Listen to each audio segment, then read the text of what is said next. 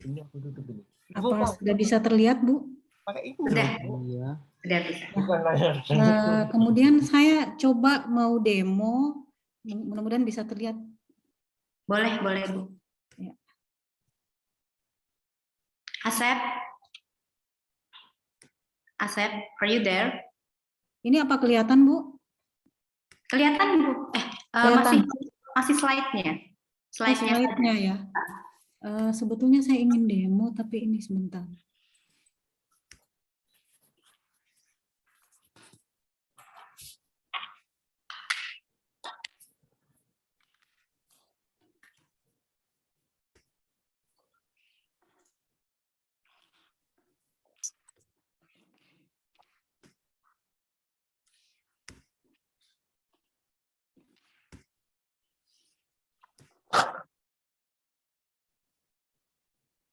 Ini kelihatan, Bu?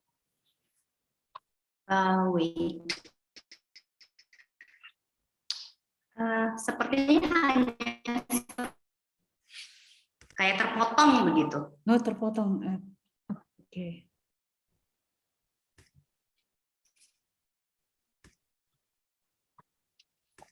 Ya, ini coba. Kalau ini kelihatan?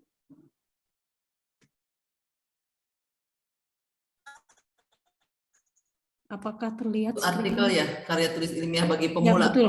Iya. PPT ya? Ya, betul, Bu. Ya, betul. Ya, baik. Ya. Kelihatan dengan bagus. Oke, baik. Terima kasih. Masih proses. Bu, nanti kita mulai jam 2.05 ya. Ya, baik, Bu.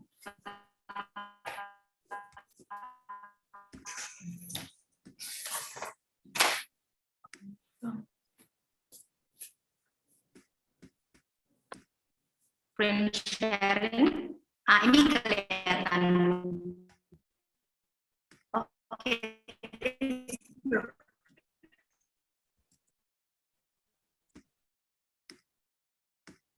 Ya. Terlihat. Bu Cerina agak putus-putus suaranya. Bu Destina, tahu ini Pak Babang belum kelihatan, tumben. Iya, Bu. Coba saya ini ya, coba saya kontak.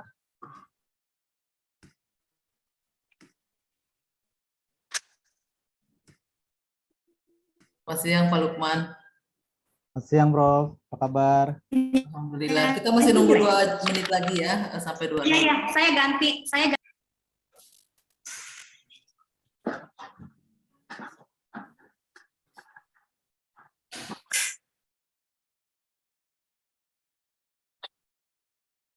Ibu Tati semoga sudah sehat dan bisa join ini ya, apa namanya?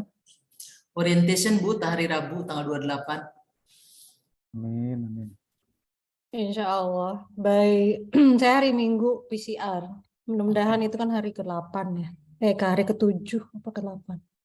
Tapi saya berharap hari Minggu udah bisa PCR. Oke, amin ya.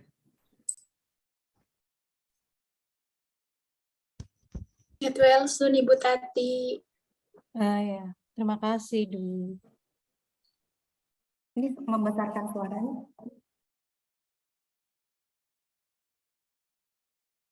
Tes. Bentar. Prof, suara saya terdengar nggak, Prof? Jelas, jelas. Jelas, oke, thank you. Makasih, Pak.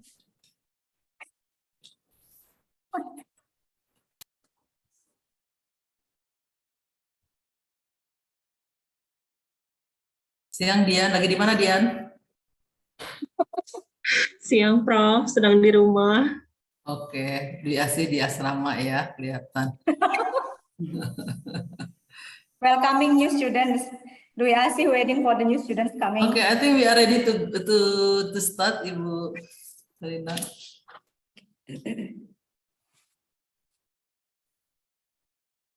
All right. Good afternoon, all. May I have your attention, please? Since the presentation is about to begin, first of all, I would like to, for our distinguished Dean, Head of Study Program, is it Bu Tati there? Pak Bambang there? Okay, and then lecturers and our beloved students. Assalamualaikum warahmatullahi wabarakatuh. Waalaikumsalam. Warahmatullahi wabarakatuh. Yeah, first of all, I would like to welcome you to the Faculty of Education Lunch Talk, which is held monthly. And we are so happy to see you here. Actually, I have seen a lot of familiar faces. Yeah, of course, Dian, Asep, Dwi Asih. And I cannot welcome you one by one, but thank you for joining us today for the lunch talk session. So before we started with our presenter, our speaker, I would like to welcome our Dean, Professor Nina Nurmila, to give a welcoming remark. Professor Nina, please do. Thank you. Thank you very much, Ibu Dr. Saida Ayu Rizkianti. We call her Ibu Cherry. Assalamualaikum warahmatullahi wabarakatuh. Alhamdulillah, we can meet today with our guest lecture for the 8th lunch talk, being held at the Faculty of Education. I would like to thank Ibu Charina for being the moderator.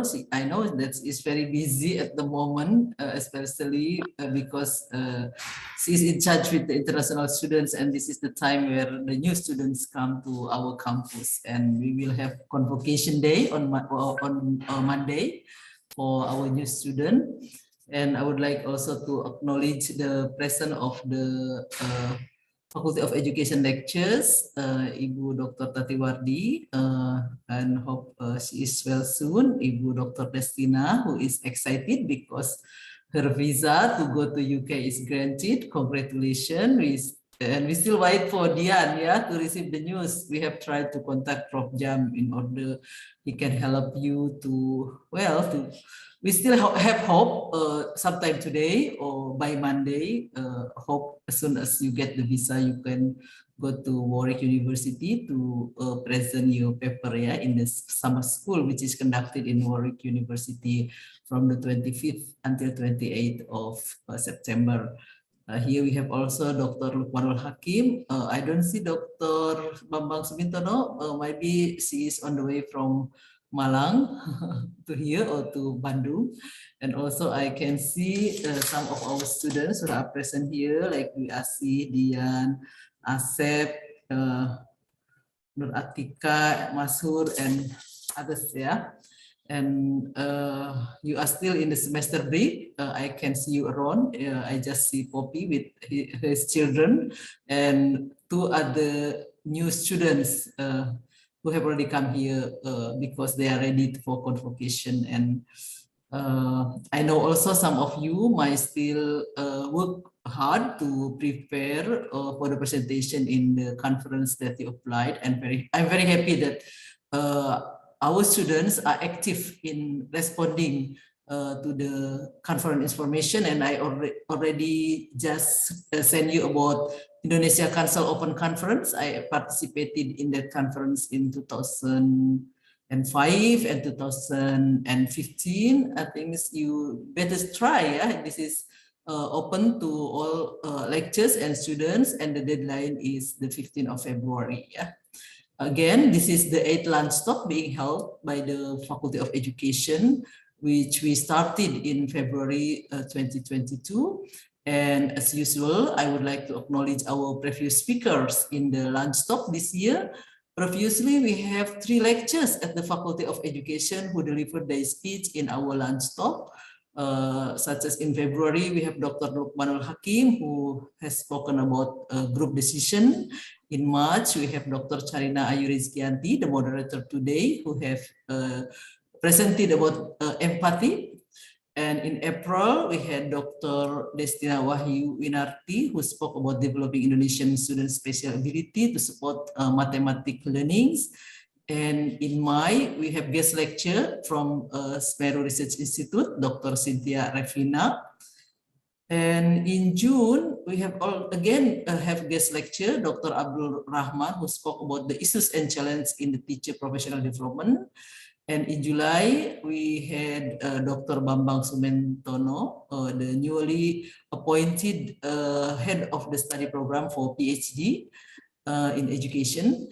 And he has spoken about the Indonesian experience of educational decentralization, which is a similar term with the Dr. Ulfa Amir Rahman's MA thesis. And last month, in August, we had Dr. Ulfa Amir Rahman, who has spoken about distant education, challenge and opportunities, in which distant learning mostly identical with online learning, even though it is not necessarily online. We can have the module being read and then the assignment being submitted either online or maybe by post before we had online teaching. And we had a blessing in disguise, yeah, with the pandemic, because this is like making us and force us to be to learn and to be familiar with the online teaching facilities such as Google Meet, Google Classroom, Zoom, which we previously only know Skype, yeah, to communicate visually online. And we are now in the age of 4.0, when the Internet of Things become the main necessity in our daily life. Yeah, I myself have a double home base in Universitas Islam Negeri Bandung and here at Triple IU. This will not be possible for me to do the two jobs at the same time unless with the help of the online teaching learning. Yeah. And today we will have Ibu Dr. Saida Ulfa from Universitas Negeri Malang. Salam kenal ya Ibu Saida Ulfa, senang sekali bisa bertemu in this opportunity of the LunchTalk, who will speak about the potential of massive open online courses to disrupt higher education. Yeah. And I myself feel that the benefit of the potential of online teaching, which is cheap and yes, it is widely accessible by many, especially people or students from far away. Or if we talk about international link, then people or students in developing countries who haven't enough financial support to go in person to the countries where the courses is offered, then they will have benefit from these online courses, yeah, and open. I feel like in this online age, knowledge anywhere, people can access any knowledge. The important thing for us is that how we manage and make use or take advantage of that knowledge, which is everywhere and easily accessible. Yeah. And here at Triple IU, for example, I know Prof. Dian is currently taking the course from online course in MIT, yeah, which is cheaper in terms of price compared if she does it in America, for example. Okay, I think that's all for me. Let's hear from Dr. Ulfa. What are these potential of massive online open course? What is the is? Courses, yeah, courses, yeah. I hope that you all have a fruitful discussion today after Dr. Ulfa's presentation. Thank you very much. Assalamualaikum warahmatullahi wabarakatuh. Waalaikumsalam warahmatullahi wabarakatuh. Thank you so much, Professor Nina, our Dean, for giving us a welcoming remark. So, audience, before we start, allow me to introduce our speaker today, Dr. Saida Ulfa. Thank you so much for joining us, and thank you so much for your time to give this one is about the potential of massive open online courses. This is very insightful. I think that a lot of us, including me, need to learn about this topic. So Dr. Saida Ulfa is a lecturer of Educational Technology Department, Faculty of Education, Universitas Negeri Malang. She completed her bachelor degree in Faculty of Engineering. This is interesting. Universitas Hasanuddin, South Sulawesi, Indonesia, and a master, also doctoral degree, both of them in Saga University, Japan. Yeah, but the master degree she completed from the Faculty of Education, while the doctoral degree from Faculty of Engineering. And so many awards actually she has received, started from scholarship awardee until awarded as the outstanding lecturer in Universitas Negeri Malang. Wow, that's so exciting. And then Dr. Saida has also appointed as a reviewer, yeah. And this is, she is a reviewer in several reputable international journals such as Halion and Journal of Mobile Learning Organization. Both are in a Scopus Index Q1. And then the Educators Online and Psychology Research and Behavior Management, also Scopus Index Q2.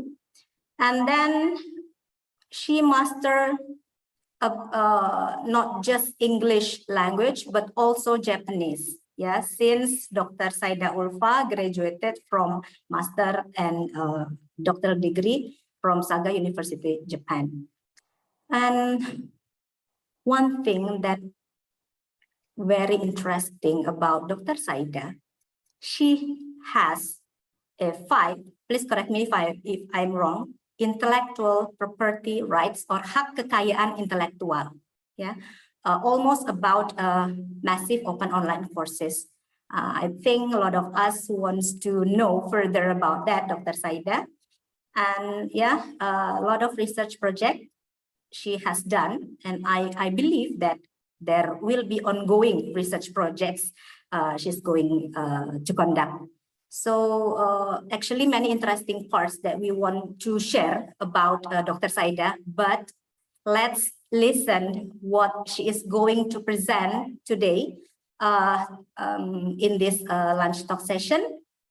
Please, Dr. Saida, the floor is yours. That the title of Dr. Saida presentation is The Potential of Massive Open Online Courses to Disrupt Higher Educations. Without further ado, the floor is yours, Dr. Saida.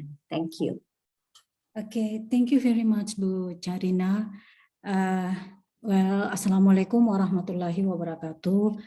And good afternoon, everyone. Thank you very much to Bu Charina for the introduction.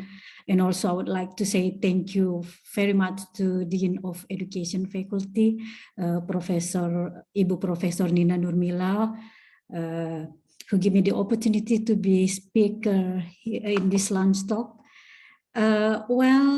Today I'm going to share about, it's pleasure for me to be here to share my recent interest about MOOCs.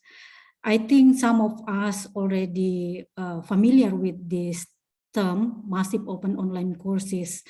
And actually, MOOCs is one of my research focus during these past years. And we developed it, MOOCs platform from scratch. And also every year we design and develop features, some feature every year that empower artificial intelligence in order to enhance learning and teaching in MOOCs environment. For today, I just want to share the literature review about the potential of MOOCs in higher, to disrupt in higher education. Please allow me to share my slide.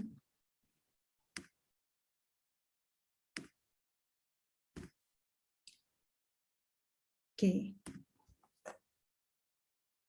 The outline of the talk today is composed into several sections: the introduction, educational pedagogy of MOOCs, disruptive innovation theory viewpoint, impact of MOOCs in higher education, issue and challenges of MOOCs, and MOOCs in Indonesia. This is the introduction of MOOCs. MOOCs stand for Massive Open Online Courses. I think this MOOCs, Massive Open Online Courses, to be a characteristic of MOOCs itself. Massive, it enrolls it defined as an enrollment in massive number of student, and the threshold of the number of the student, I think, depends on the era. For example, 20 years ago, when the students were not familiar with the online courses, 100 to 200 students who enroll in the courses could be categorized or could be considered as a massive. So after post-pandemic COVID-19 outbreak, I think everybody already familiar with the online learning environment. So everybody can go online easily, I think. So the number of the threshold of the massiveness, I think 100 is not categorized as a massive anymore. So the expectation of the numbers is more than that, I think. And then the openness. The openness means that everybody can access, like the introduction from Professor Nina Nurmila just now, that open access, everybody can easily access the content on register the platform easily without any specific qualification. So there is the benefit, one of the benefits of MOOCs. And then the online, one of the requirements of the online is the course should be delivered in through internet, because if the courses are not delivered through internet, I think it's impossible to reach a large number of students. So this is the very cheap way to distribute the learning resources through online learning. And the term course itself, it refers to the class, where the classes contains syllabus, learning strategy, or learning pattern, learning event, and all about the courses itself. And the course also imitate the traditional classroom face-to-face. Some of the characteristics of traditional classroom are imitated by the online learning environment mode. So we can conclude that a MOOC is an online learning environment that offers course designed for a large number of participants and openly registered by everyone without special requirement. But actually, this term also is still being debated, because the term openness, it's quite open and multiple interpretation, because some of the MOOCs platform do not provide. They don't provide free online course. We have to pay the course. Some of the course are paid, or for the certification. It depends on the business model that running by the MOOCs platform provider itself.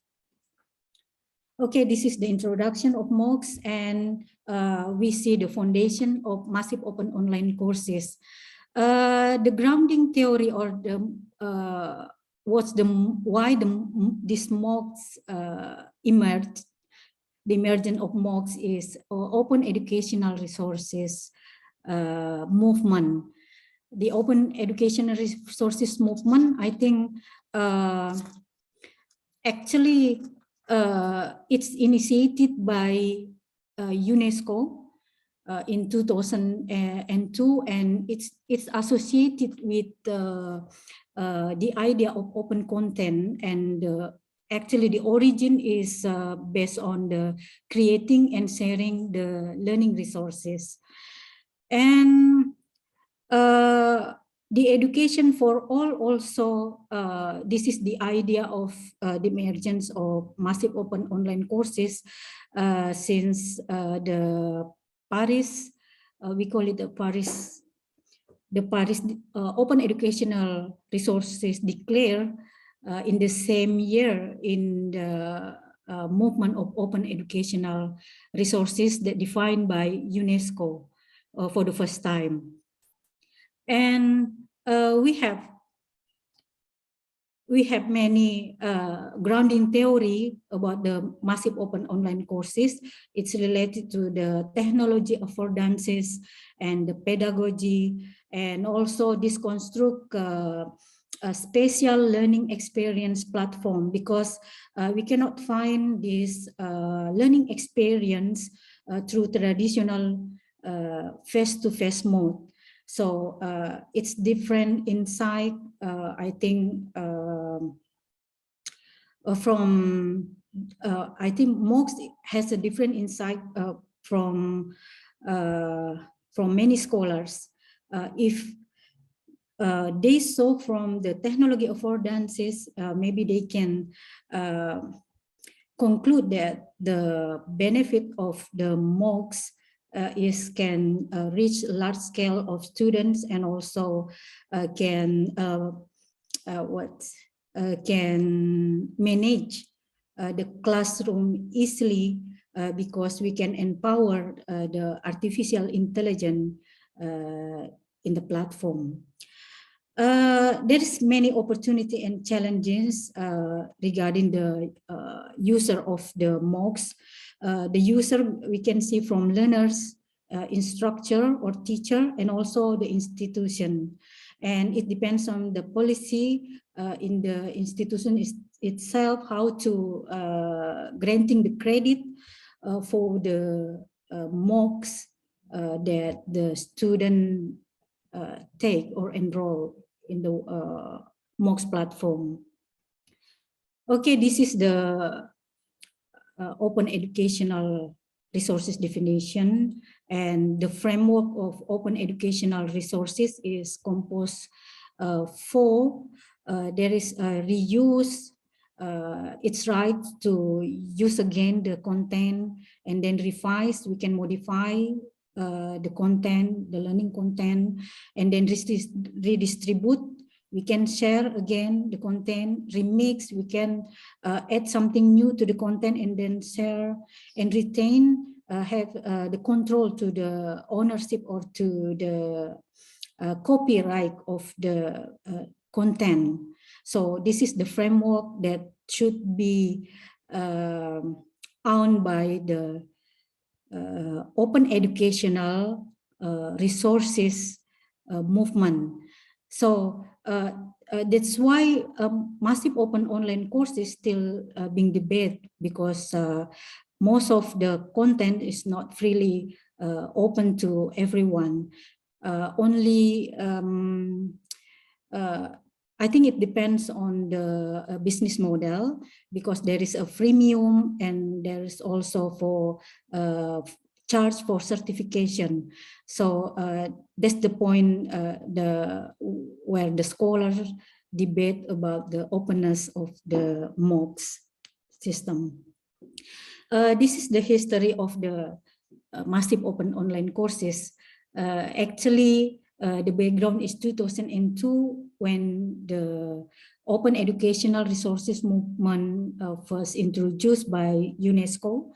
And then for the first time, lynda.com, maybe some of us know lynda.com, already offers their course online, through online environment. Then in 2006, Khan Academy, the alumnus of Harvard University, established a Khan Academy for free. This is for purely free for everyone. And then 2008, when the MOOCs first coined by Dave Cormier. Dave Cormier is a lecturer of University of Prince Edward Island, and he first introduced the term massive open online courses. And then in the beginning of the emergence of MOOCs, the basic is CMOOCs. CMOOCs means connectivist MOOCs. Connectivist MOOCs is based on the network learning, where the knowledge is constructed in the network. And 2011, we can see in 2011, there is a evolution of the MOOCs type from connectivist MOOCs to XMOOCs. XMOOCs means extended MOOCs. The typical, the type of the instructional design in XMOOCs based on the teacher center. So the XMOOCs itself, the benefit of the XMOOCs just to gain the large number of students. It's quite different with CMOOCs in the first type of the MOOCs. The XMOOCs only focus on the content. So this is in 2011. The milestone of MOOCs began, I think, because one of the some of the lecturer in Stanford University offer a class artificial intelligence in online. Then there is 160 students enrolled the class. So this is the first massive class that ever recorded for the first time. So this is the milestone actually for the MOOCs. And then in the 2012, there are many MOOCs provider established, almost 4. Yeah, there are 4 MOOCs provider established, and this has become a global top MOOCs provider until now, and also many Indonesian people enroll in this platform. And then we can see in 2015 Indonesia X. This is one of the Indonesian MOOCs that familiar in global.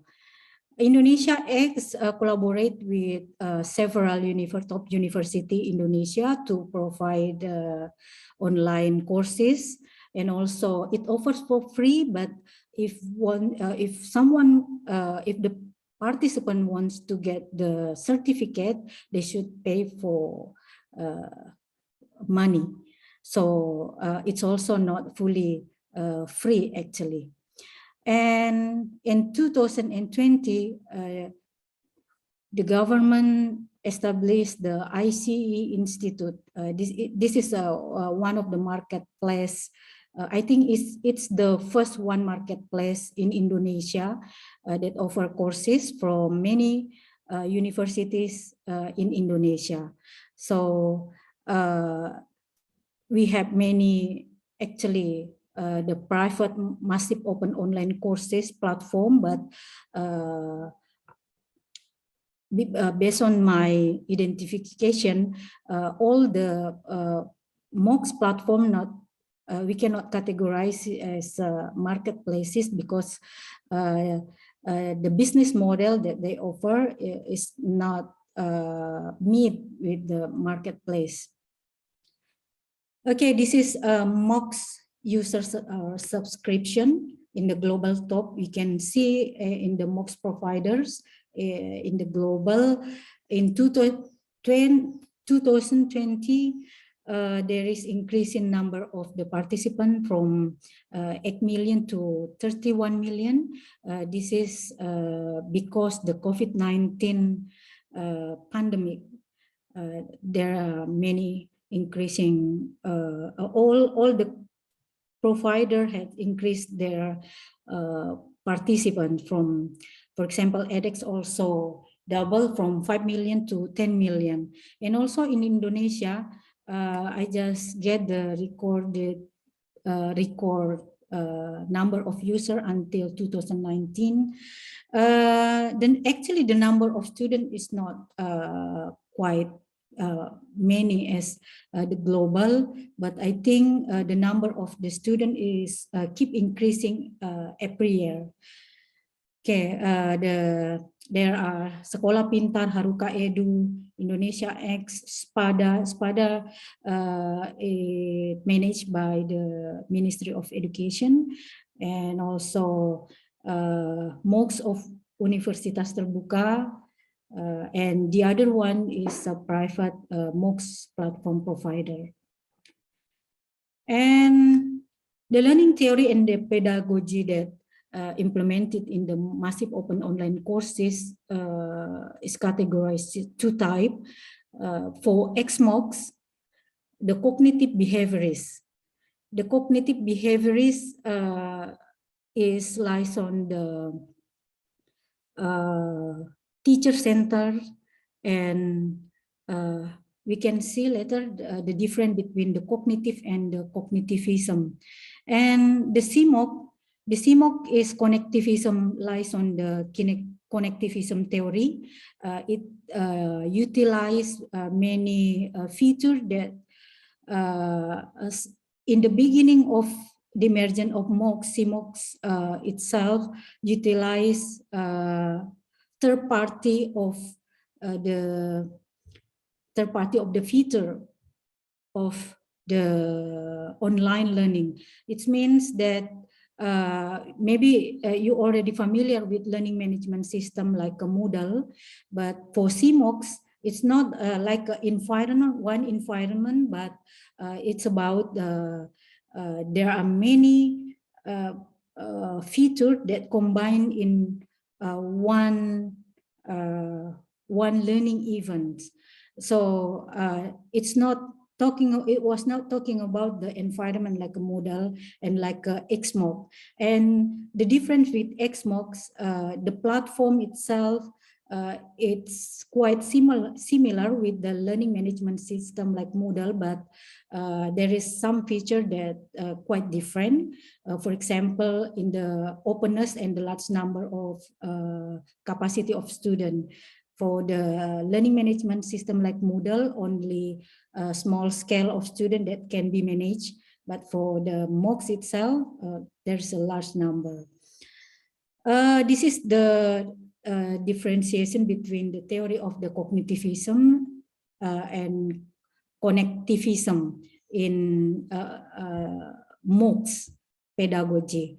Actually, connectivism is focused on the internal mental process when the knowledge is created, and also associated with the memory, attention, and cognitive load theory. And about the cognitive load theory, it's about the human memory capacity that the human being also only can manage a small piece of information.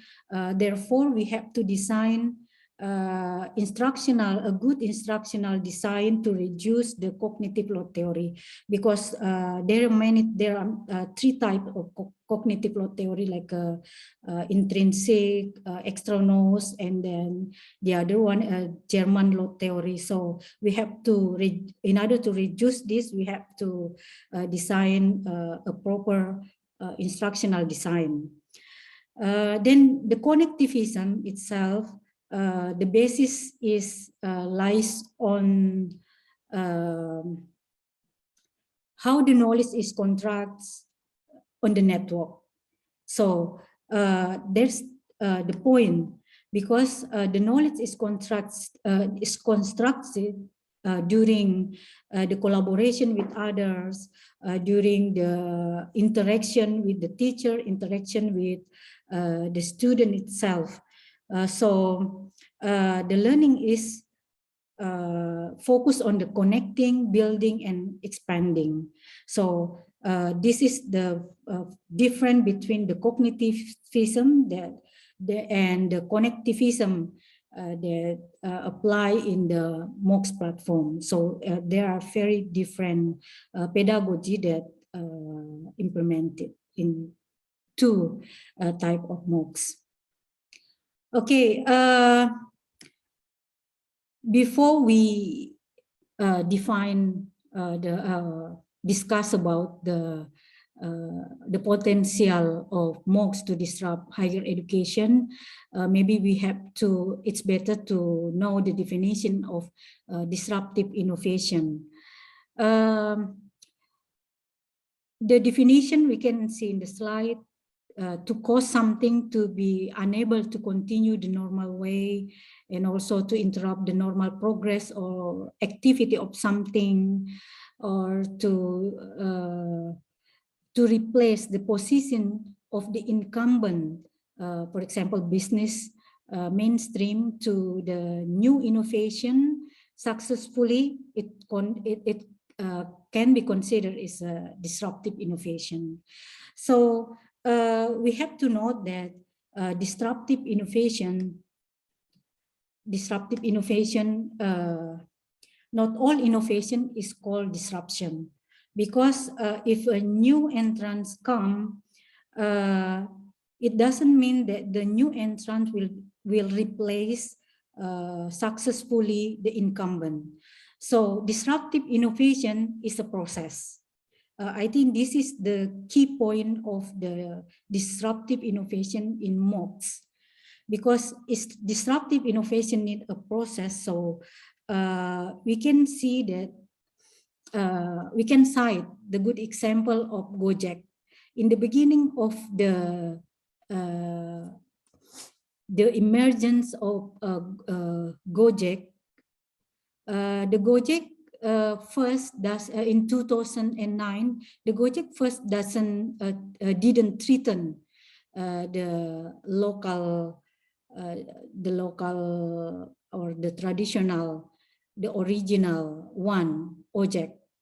So it needs time to be like this, Gojek like this.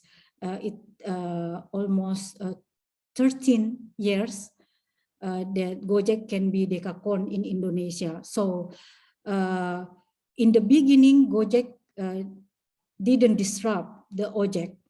So over the time, the Gojek improved the system, improve the service, so they can get attention from the new users. So they can give a good service. So the user can choose Gojek as a new technology. So Gojek can be defined disruptive technology for the transportation, especially for Ojek. Okay, I just explained just now about once the new entrant began to attract the incumbent, the disruption has occurred. And the disruptive technology are typically cheaper, simpler, and more convenient than existing technology. That's the point. If the new entrance of the innovation is difficult to use, I think it's quite difficult to replace the position of the incumbent technology. So one of the characteristics of disruptive technology is it should be simple, it should be more convenient than the existing technology. And from the disruptive innovation theorist viewpoint, there is this is the main point: the incumbent and disruptive and flounder. So the incumbent will be truly replaced by the new entrants. And in this number 2, we can see there is a area that the sustaining innovation, that the area of the graph will keep increasing. So this is the sustaining innovation that the new entrants also should do in order to maintain the position of the disruption innovation state. And we can see the MOOC as disruptive innovation. I cited, I think this is interesting paper because they analyze the MOOCs as disruptive innovation or not, because most of the analysis about the pros, cons, about the performance and benefit of market. And the performance, they say in their paper, actually the MOOCs underperform the higher education, traditional higher education learning. So I think we should make a comparison between the pros and cons equally, because most of the paper also saw the performance of the MOOCs quite better than the traditional higher education. If you want to find more about the discussion about the MOOCs as disruptive innovation in the viewpoint of performance, benefit, and market, you can see the paper of this Ahmed Imara et al. Another impact of MOOCs in higher education, it can improve education outcomes and also developing student skills and also providing effective communication. But also this, the last, effective communication is still also being debated, because one of the limitation of the MOOCs is interaction.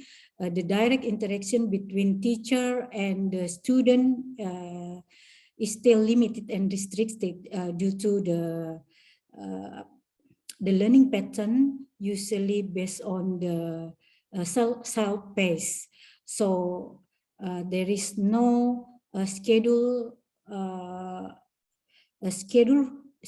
time for synchronized, for example, for synchronized learning between the teacher and the student. So this is still being debated, the effective communication. I think it depends on the viewpoint of the scholars or the researcher itself. This is another impact of MOOCs in higher education. It's quite positive impacts, like access to relative high quality educational resources, because as we know that many MOOCs platform provider collaborate with top universities to offer online courses. It take a high course. For example, in Coursera, around one course, it costs around $1,000. So I think the high quality educational resources can be provided by the top university, because they design the instructional design, also the learning resource with the high quality. And then there is some more opportunities to interact with other learners. Yes, it's true, because there is a forum, like a forum,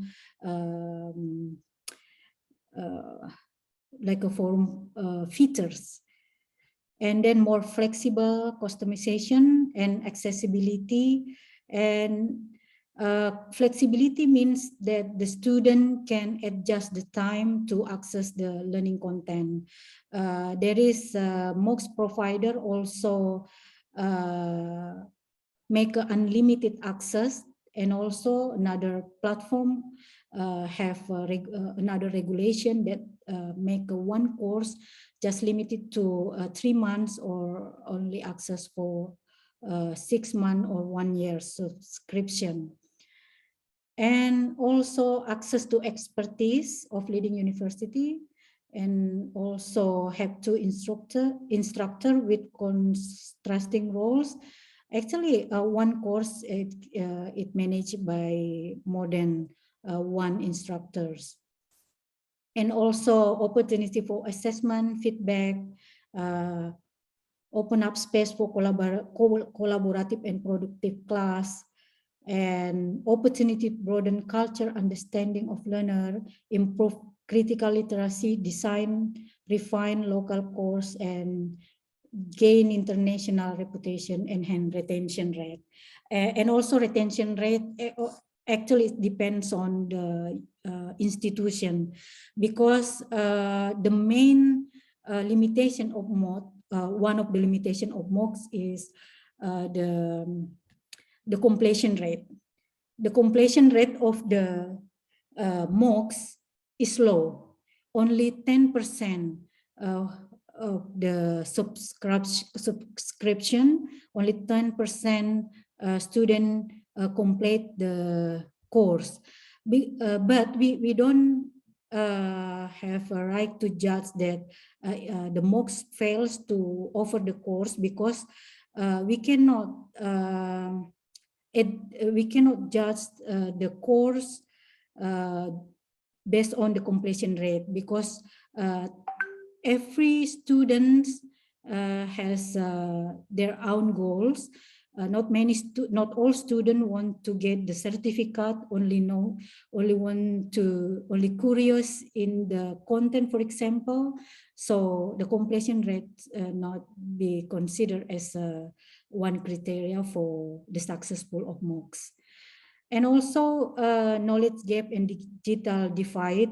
This is the issue of MOOCs, because in order to deliver the course, we have to have a standard infrastructure like internet and computer or laptop. So there is a digital divide there. And also the quality assurance and accreditation, it's quite difficult actually to accreditate the MOOCs. The first accreditation already conducted. This is based on research in one of the university in China, but it remains many challenges to implement it. So this is the MOOC. This is one of the issue and challenge that should be clear for MOOCs in order to be make the disruption in higher education, and also the pedagogical issue. And how about the opportunity of MOOC in Indonesia?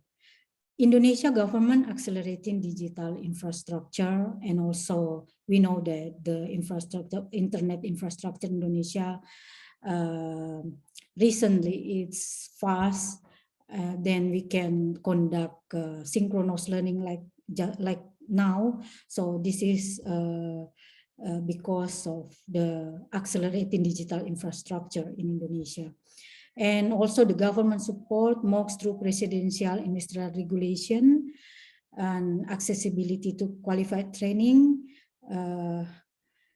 And there are many institutions in Indonesia. The government also use MOOCs to blend their training,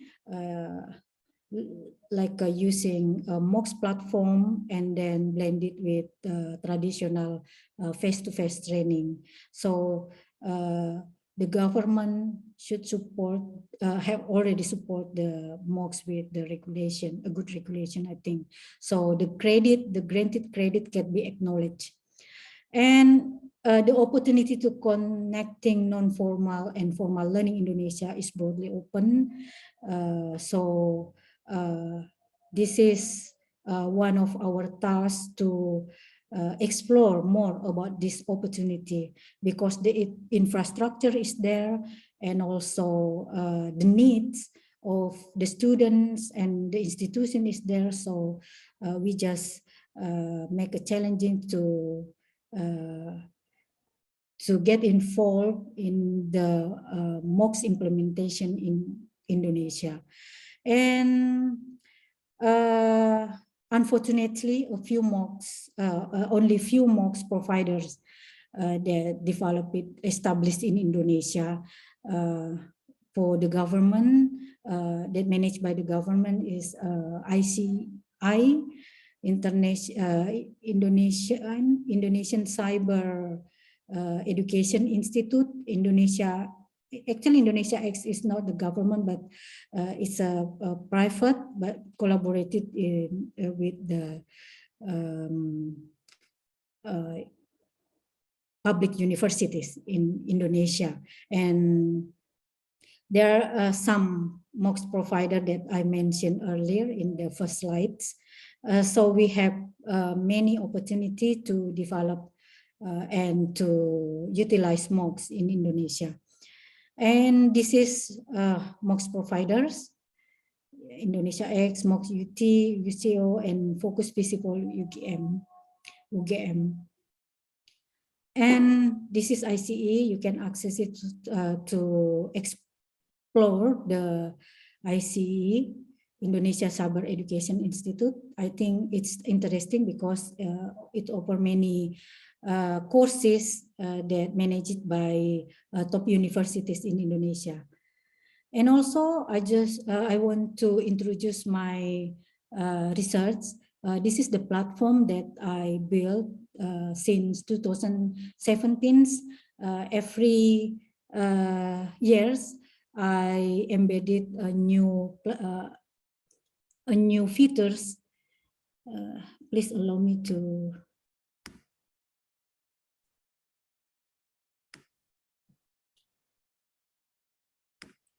This is the feature of one of the feature of my platform.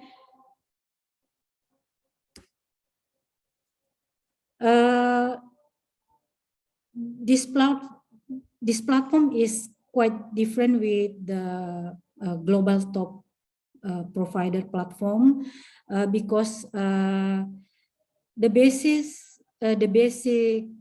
idea of this feature is to assist the teacher to analyze the students' work, especially for the assessment. So I make a formative evaluation. So the system can check the student and can analyze the student work relating to the summary. The state of the art of the formative evaluation so far is only for the multiple choice. I think multiple choice is quite easy because the teacher can provide the answer, but about the how to analyze the student answer in a summary, in a long paragraph, I think it's quite difficult. And also if the teacher analyze the student work manually, it will take time. So I designed a feature to help the teacher to analyze the student work, especially for the summary, for analyzing the student summary. So for example, here the student should make a summary about the first chapter, pengenalan karya tulis. So for example, I just make a copy of this. So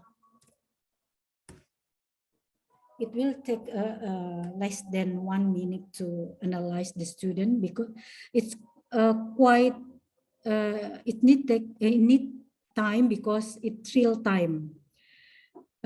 We can see the system give the mark 45, and everybody or every student can get a different mark.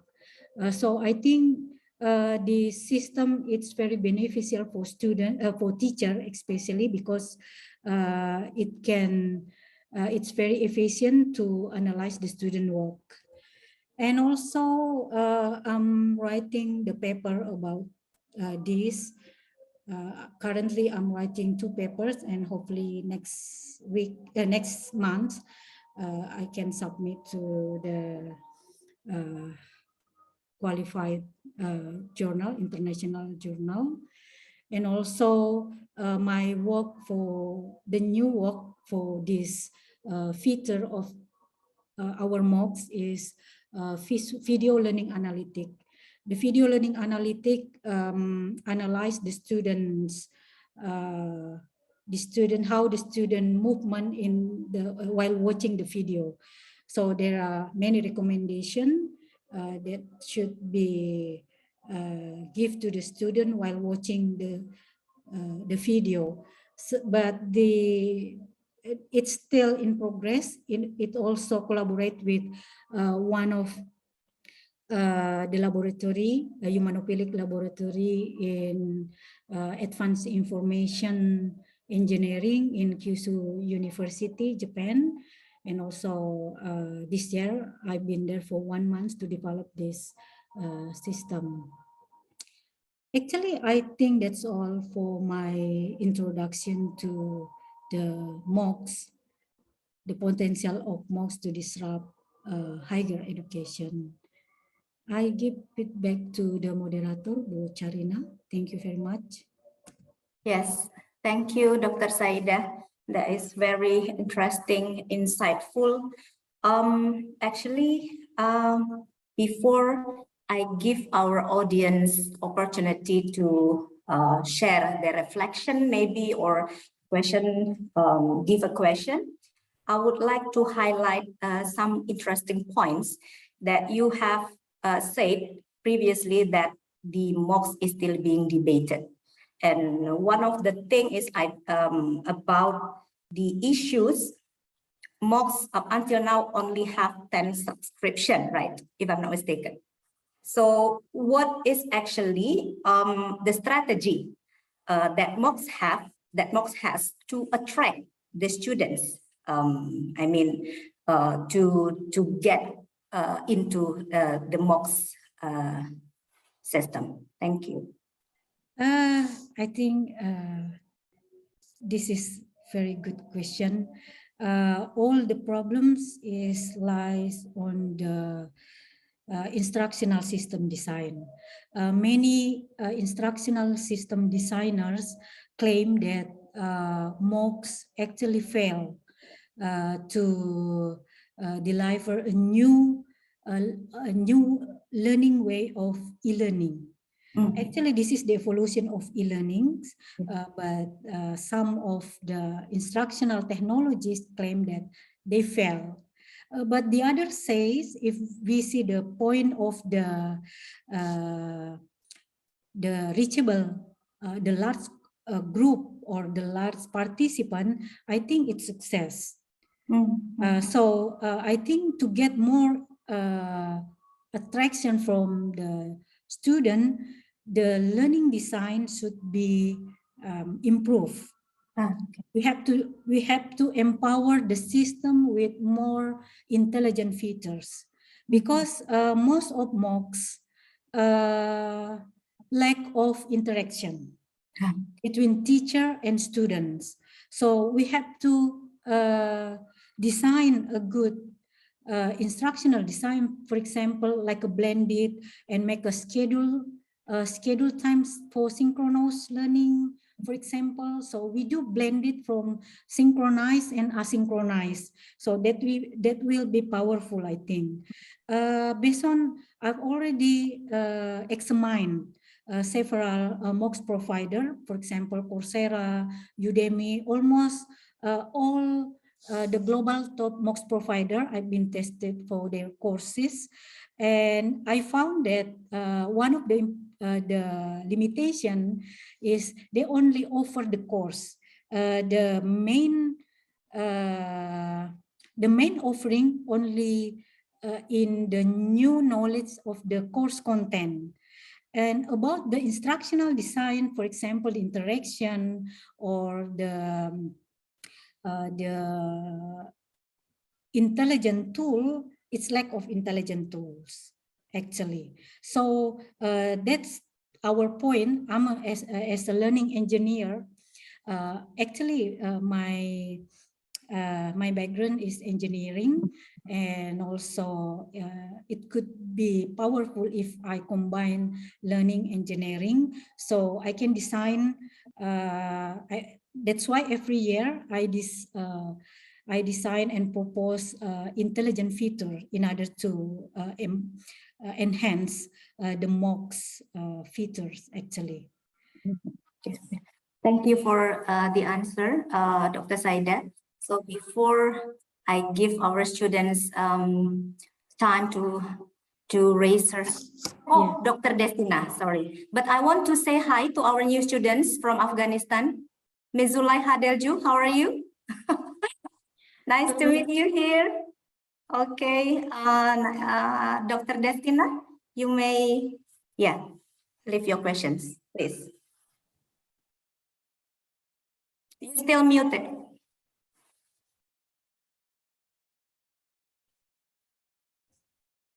Okay. Okay, thank you. Thank you, Bu Saida, for the insight. This really interesting topics for today, where even Triple IU also has lots of inputs. I'm sorry. Sorry again for disturbing. Thank you. And I'm very glad to meet you again. Already I was unmuted and there was no allow for me. Thank you. Thank you very much. Thank you, Ms. Zulaiha. Destina, you may continue the question. All right, thank you. I'm paying attention on the issues and challenges that Bu Saida has mentioned earlier.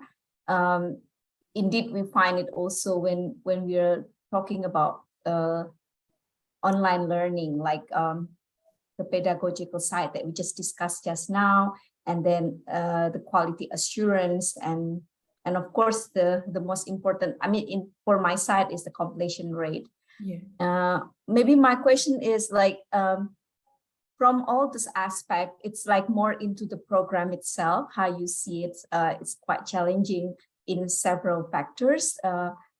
But for me, I'm thinking like the subject who joined the online learning itself. Then I would like your opinion. What do you think? Are you agree with me that actually student itself or the person who joined the MOOC is the important part that we need to consider? Because let's say come back to Indonesian case where we might all agree that our students or even the teachers itself has quite low self-regulated learning, and it's become problems when even the system, let's say the quality assurance is good, the pedagogical is good, and you fix the system, become a very interesting one.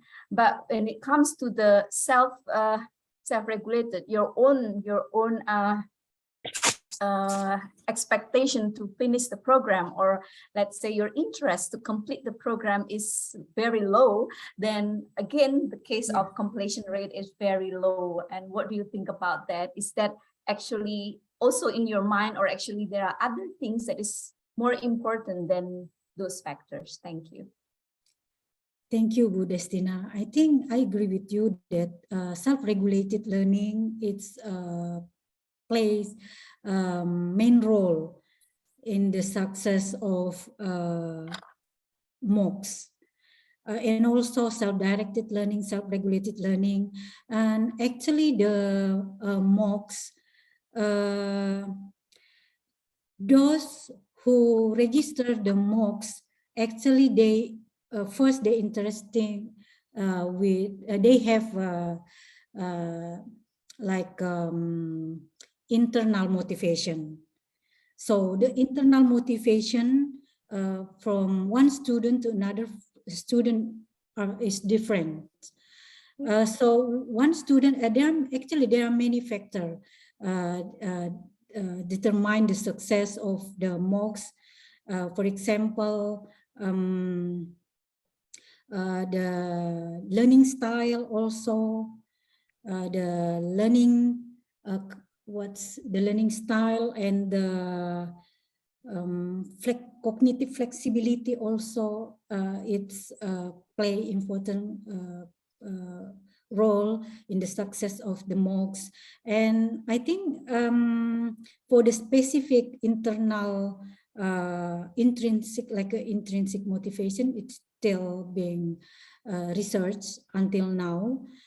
So that's our task as a lecturer to explore more about these MOOCs, because so far for the intrinsic motivation, like intrinsic, not motivation, but intrinsic or psychological motivation, what self-directed learning and self-regulated learning are the keys. So I think I agree with you, Bu Destina, that it's play important role. Self-regulated learning will be an important role. May I continue a little bit, Bu Cherry? Yeah, please. So as your experience, Bu Saida, is there any, I mean, do you find any ways to help our students? Or I don't know, in my case, I did quite some time giving a online learning for teachers, and even teachers itself like find it really difficult. And we tried to redesign, try to make it more interesting, but it's like it's a very challenging to change someone. And do you have the experience to I don't know, like at least change something, become a better one? The retention of completing the course is higher because of your action or whatever? Yeah. May I know what learning management system do you use? At that time, I use Moodle base. Yeah, so Moodle base, we have like online training for teachers. Okay. I think Moodle, the limitation of Moodle is based on the competence of the teacher to design the interface. For the first impression for the student is interface, user interface. How to interact, how to attract the student attention is the first is to improve the interface. We have to design the interface with user experience foundation, I think. So based on the user interface and also you have to embed some gamification, for example. Yeah, gamification, I think is very good to attract the student attention in order to get involved in the learning process. We also currently supervising the doctoral students to design gamification in e-learning system. So there are many improvements. So I suggest you, if you want to design a system, please follow the instructional system design procedures, and also you have to use design thinking approach. If you combine this method, you can find a better understanding of what the student needs, because the student needs not only the knowledge, but we have to attract them with the like a gamification or something new for them. And also one point that we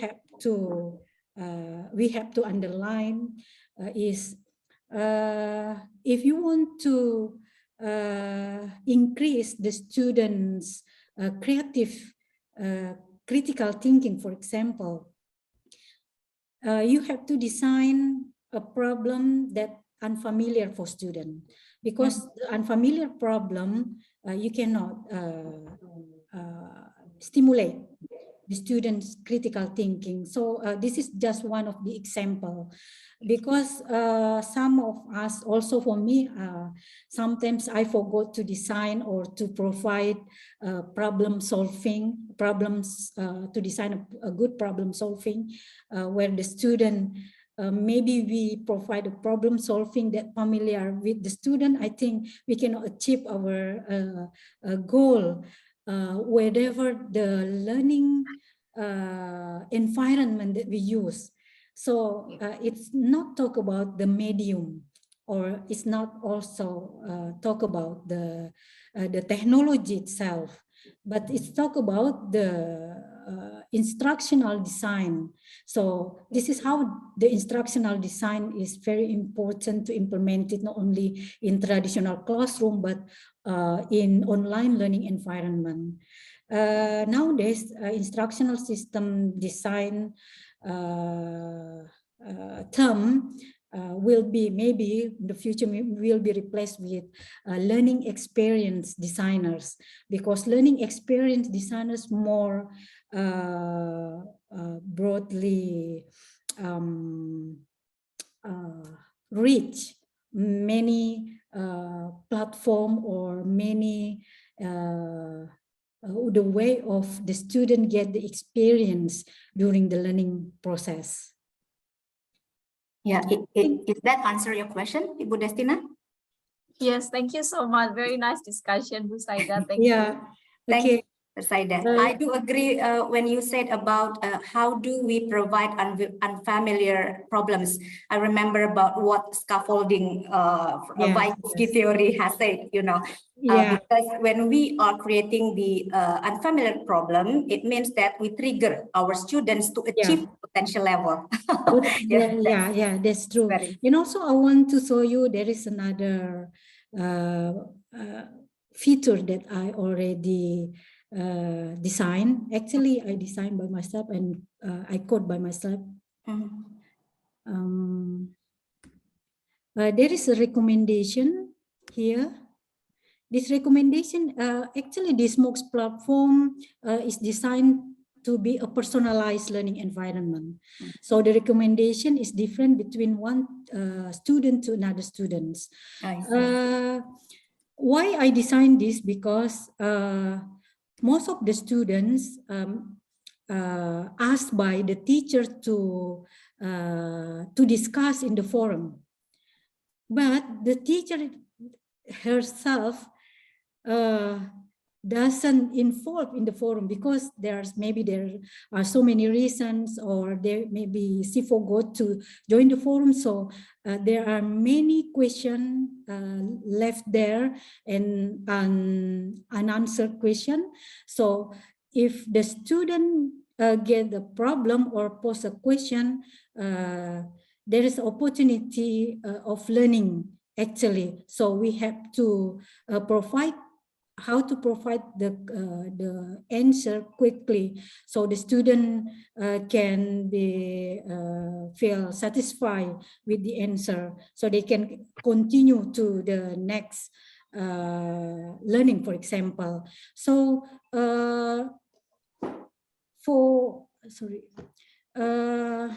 in order to overcome this problem, I designed to give a scaffolding. I remember this because Bu Charina says scaffolding. I've read from your CV, you are doing the scaffolding. Yes, this is one of this project. This is one of the project. I use scaffolding to actually to support the student to answer the question by showing them or by giving them the related article that very close to their question or the topic discussed in the forum. For example, here just now I use instructional theory. Just now I 23 September here. For example, I post the question in Indonesia, bagaimana dengan konsep cognitive theory, and then recommendation give me this is from the Scopus article. The system will select it, the article that related to the theme of the question. So the recommendation is based on the discussion in the forum. Actually, this research finding is I'm still writing this research findings. I hope this year I can submit this because I already examined this system to around 400 students, and I think we got good research findings. Yeah. Thank you, Dr. Saida. So in the chat box, there are two questions from our head of study program and our students, but I would like to I would like to read from our student first, because the lectures has already presented by Bu Destina. So from Dian, our students, she left the message: "Thank you for such informative presentation. I'm wondering how this MOOC or e-learning adjusts to different types of learners. Let's say, how could e-learning help kinesthetic learners to study, since e-learning tends to be, sedentary?" So I think it's still related with what you have explained before about the learning style. Yeah, Dr. Saida, would you please elaborate more about this? Actually, for the kinesthetic, we have to embed it artificial intelligence actually to adjust the learning style. Until now, it's quite difficult to personalize the learning through massive open online courses by adjusting the learning style based on the kinesthetic. Usually we categorize as based on the contents. For example, if one student has a kinesthetic learning style, so we provide we can provide, for example, learning tasks like a demonstration or something. But I think this is the lack of pedagogical implementation in MOOCs, because they don't design or implement it until the smaller, like a micro learning. They don't design a micro learning, for example, how to provide a kinesthetic learning resources. But I think it's still, until now, so far, a MOOCs platform doesn't provide for the like a kinesthetic. The teacher should design directly into the learning event, into the learning event or the learning mode. So I think it's better, I suggest you all, if you want to integrate your teaching and learning with MOOCs, I think it's better to use it in implement it in flipped learning. Flipped learning is powerful because flipped learning can be give us more effective or efficiency in time, because sometimes for example, even we deliver a course in synchronous, like now, it takes time to define or to explain something from scratch, for example. So if we combine with the flipped learning, the initial knowledge should be constructed before the class time. So we can explore more, and we can more develop the student knowledge that get in the previous or in the before the class time, even if we conduct it in synchronous learning like now, I think.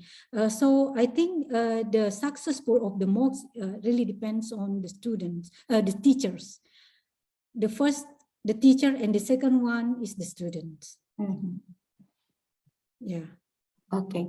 Thank you so much, Dr. Saida. So due to the limited time, I think we still have around 6 minutes to go. One question from our head of study program, Dr. Tatiwati, from the chat box. I find quite fascinating that you have developed your own MOOCs, masterycamp.id. Yeah. I was wondering what pedagogical approach, cognitive versus connective, that you put it in place in the platform. In what ways that approach are manifested in your platform? Your sharing of experiences is appreciated. Thank you. Okay, thank you very much for the question. Actually, for the learning theory that I implemented in the system is based on the cognitivism. For the connectivism is based on the forum. And also actually I use both, but in different features. So we have to note that it doesn't mean that we have to implement it, the learning theory in one features. Yeah, many. I think one feature, one theory. I think it's very good to design and to develop. So for this learning theory for the MOOCs, actually the paradigm is the teacher center also combined here, because all the content is designed and constructed by the teacher, and also self-paced and connectivism with a forum, and also self-directed because it's self-paced. There is no limited time to complete the course, and also there's I forgot. And also there is learning analytic. This is the learning analytic is very. I think it's very important. It's very important feature for the teacher and also for the student, because learning analytic will motivate the students. They can analyze the learning progress, and then maybe they can compare with other students' learning progress. So there is a competition motivation right there. So I combine with gamification also. So a lot of learning theory we implemented to design this course. That's why it's take years to design. Because for the first time we design the infrastructure first, and then every year we can embed it another feature. Okay. All right. Thank you so much, Dr. Saida, for all the explanation you have shared to us. Unfortunately, we have come to an end of our session. I would like to wrap up these presentations of yours. Without a doubt, MOOCs is our future, of course, but the success of MOOCs needs further support for what you have said, that we still need to develop the various learning design, for example, a gamification to attract students, and then flipped learning, for example, to embrace kind of student with a kinesthetic learning style, and etc. So thank you so much for giving us the insightful, beneficial, and very enlightening to us. Thank you so much, the lecturers, the students, and all the audience who come and joining us today. Dr. Saida, thank you so much once again. Thank you very much. I wish you enjoyed this session as much as I did. Thank you so much. Thank you so much. Yeah, thank you so much. See you later. Bye. Assalamualaikum warahmatullahi wabarakatuh. Waalaikumsalam warahmatullahi wabarakatuh. Thank you, Dr. Saida Ulfa. Thank you, Ibu Thank you. Grateful Thank you for for the lecture having you today. Please do not hesitate. If you have a question related to MOOCs, please just contact me. Yeah. My email address and also WhatsApp number, Bu Charinah Yeah, I will Charina. share that. Yeah, thank you so much, Dr. Saida. Thank you so much. Okay, Thank you. I leave this session. Yes. Thank you.